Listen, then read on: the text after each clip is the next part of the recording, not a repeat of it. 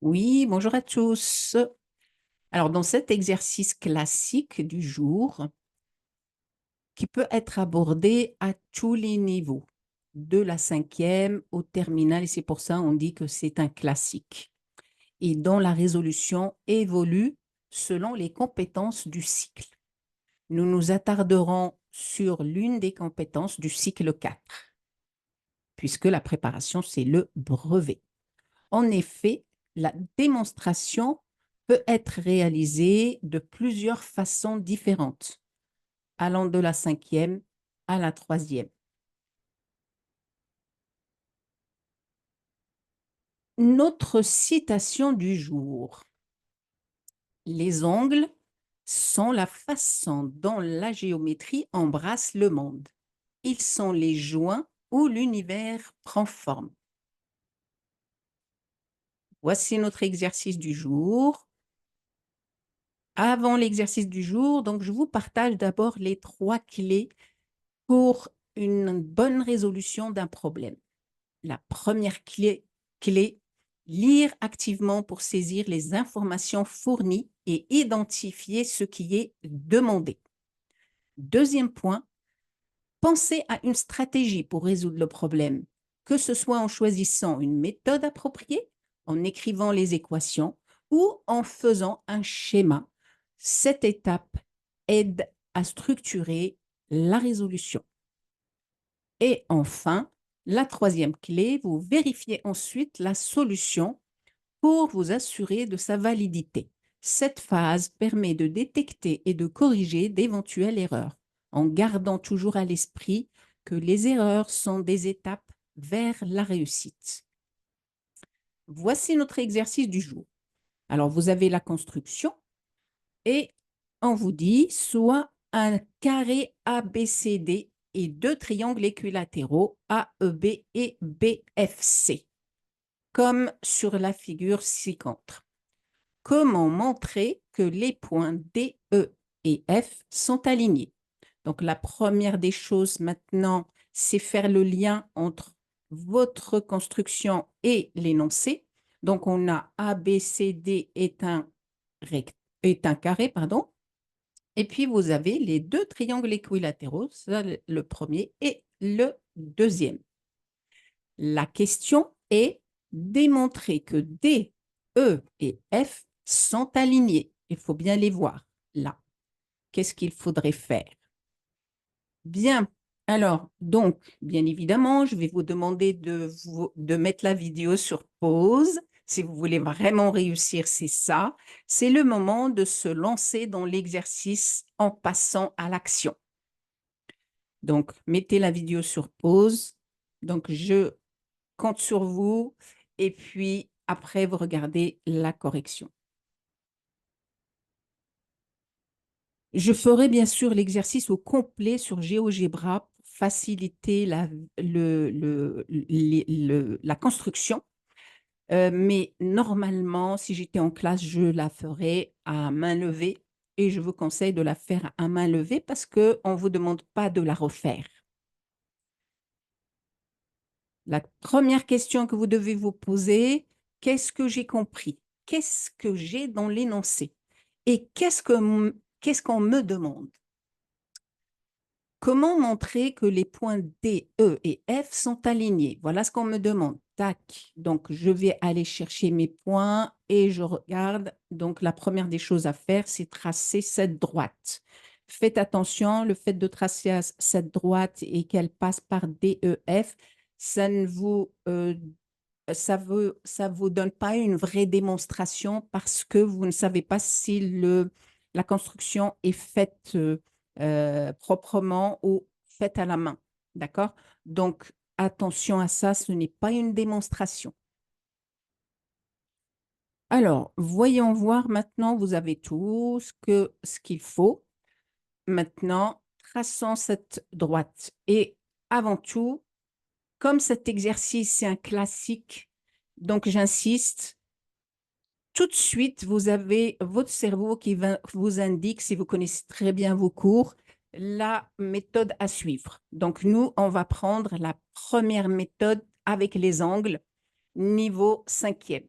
Mais quand je dis niveau cinquième, c'est, ça ne veut pas dire que vous êtes en troisième et que vous ne devez pas l'utiliser. Vous êtes en cycle 4 et cycle 4, c'est cinquième, quatrième, troisième et vous devez connaître les compétences du cycle.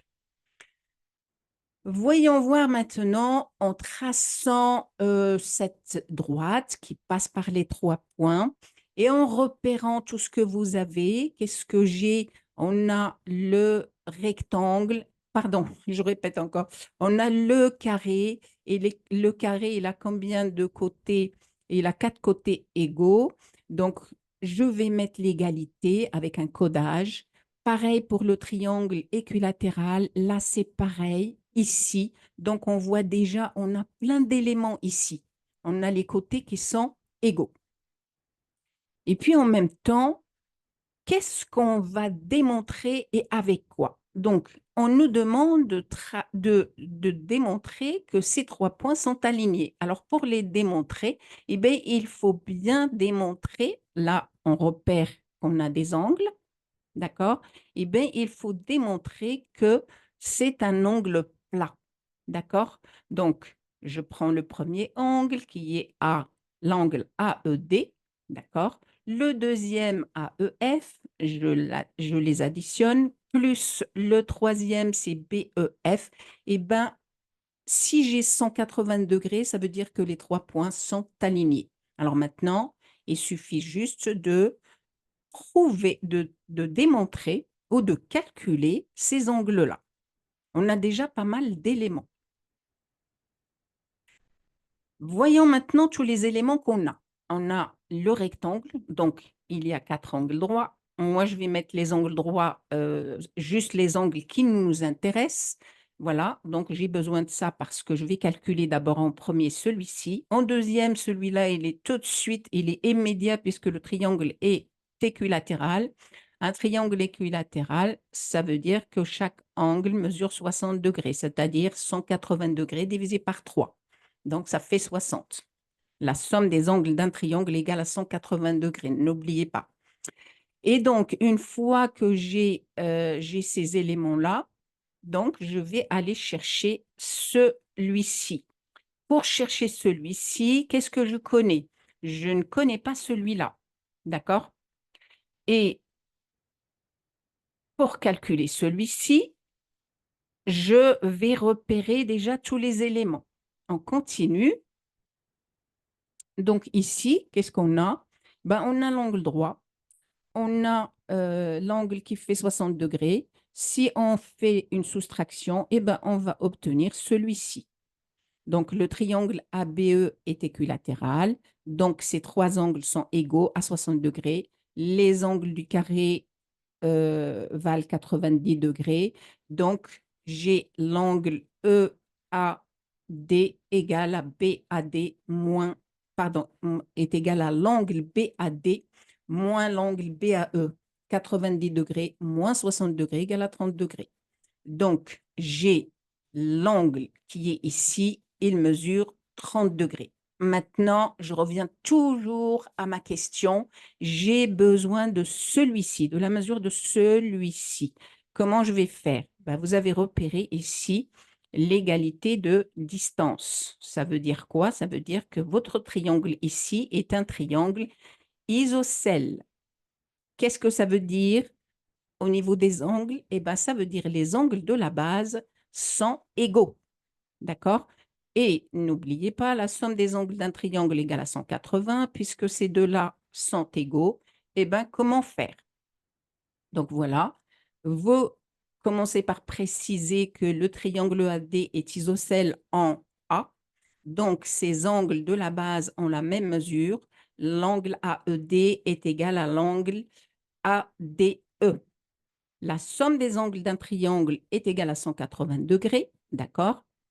Après, j'ai marqué la mesure de 2 fois l'angle AED, c'est pareil. Pourquoi? Parce que celui-ci est égal à celui-là. Je prends celui qui m'intéresse, donc AED 2 fois AED ou bien tout simplement vous gardez ça, l'angle AED plus ADE, mais c'est bien quand même de le montrer pour préciser que vous avez très bien compris.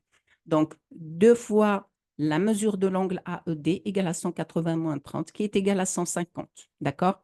Alors maintenant pour trouver l'angle AED, ben, je divise par 2. L'angle AED est égal à l'angle ADE qui est égal à combien? 75 degrés.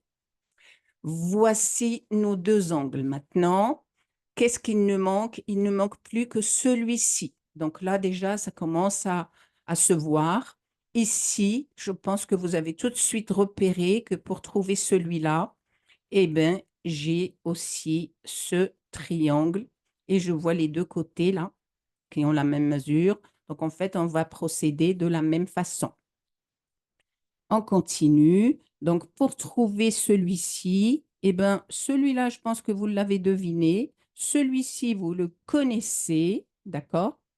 Est-ce que j'ai besoin de le refaire, de refaire tout le calcul? C'est fait exprès parce que pour faire travailler un peu la réflexion, donc ici, j'ai 60 plus 30, ça fait 90. Là, mon angle de droit du carré. Pardon. Ici, mon triangle équilatéral, donc là, ça mesure, c'est 60 degrés. 60 plus 30, ben, ça fait 90. Donc ici, cet angle, il mesure 90 degrés. Donc, du coup, mon triangle EBF est isocèle en B, d'accord? Donc, ces 2 angles-là ont la même mesure. Donc, c'est pareil. Et du coup, on fait le calcul BEF égale à 45 degrés. D'accord?